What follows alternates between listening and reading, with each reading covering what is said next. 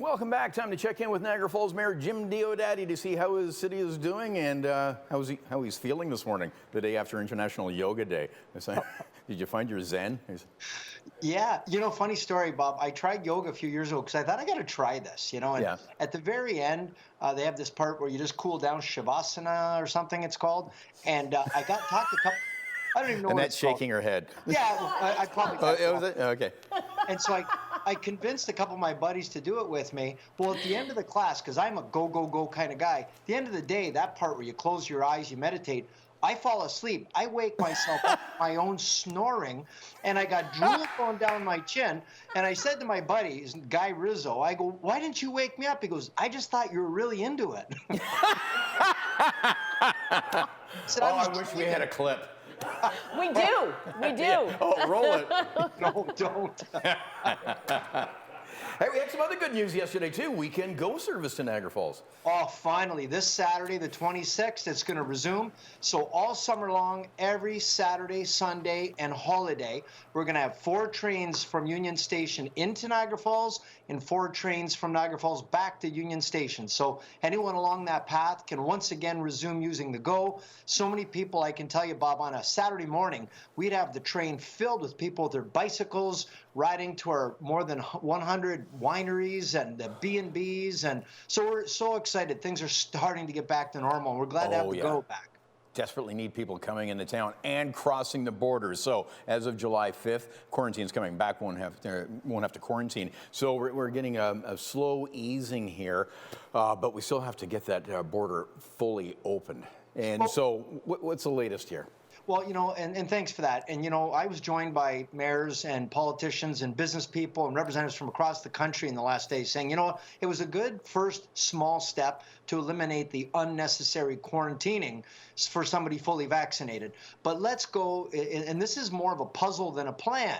This is the idea that right now, still fully vaccinated, you cannot cross is ridiculous. And someone pointed out it's easier to fly to Paris than to drive to Buffalo. So what we need the federal government to do now is recognize the fact vaccines work. If you're fully vaccinated, reward people for doing what we're asking them to do and allow us to cross the border. Let us go watch the Blue Jays. Let us travel. Let's get life back to normal. There's no real science rationale for not allowing fully vaccinated people to cross. Right. Let's talk about potential vaccine discrimination. There was worries about AstraZeneca in the U.S., which isn't approved there, but for travelers coming into Niagara as well. I mean, you entertain, 13 to 15 million international visitors a year. What if, for example, people coming in that are vaccinated with Sinovac or Sputnik V? Well, and that's exactly the concern that we have. And we're suggesting just follow the World Health Organization. The vaccines that they recognize, we should all recognize the same. The last thing we want is every country's got a different set of rules.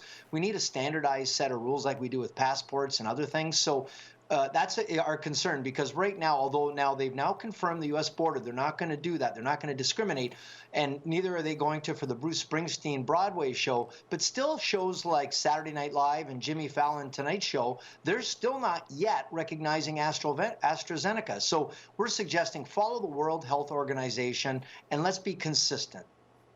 Has there been any discussions that you've been involved with, that you're getting some agreement here or some movement?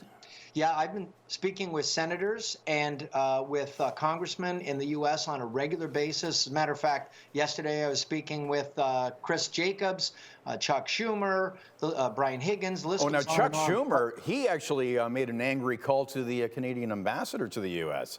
He did. And, and I'm glad they're leaning on them, because I'll tell you what's going to happen. If Canada doesn't react, the U.S. will react unilaterally, and they'll make it on their own. So I think we need to have these discussions right away. I think we're doing half steps. We need to be doing full steps. Yeah. Well, hopefully, when we speak, because we talk weekly, and hopefully we'll get some good news next week. Yeah, and you and I can do the downward dog together, Bob. Yes. Looking forward to that. Yeah. But Niagara tourism, I mean, summer is the crucial month. Is there a date, is there a threshold date where the summer is lost? Well, yeah. So 80% of the business, the revenue comes into Niagara Falls tourism between Canada Day and Labor Day. So if we lose even a couple of days in there, that's why we're always worried about weather. We're worried about everything. 80% of the revenue comes in 20% of the time. And you got to remember, in the quiet shoulder season when it's not as busy, the money they make now in the summer is what sustains them throughout the off season. So it's really important. And that's why we're pleading with the federal government. Open up the borders. We need things to be back to normal. We need July 1st to Labor Day to be solid. We lost one season. One more season is going to be very devastating for many families. Absolutely. Well, hopefully, again, we get to, we're getting there, but not fast enough. Well, thanks again for hooking up with us. By the way, when Brian's standing by with the forecast for Niagara Falls, he's recommending 2 layers of Lululemon. It's a little cool today. Thank you, Mayor Diodati. Namaste.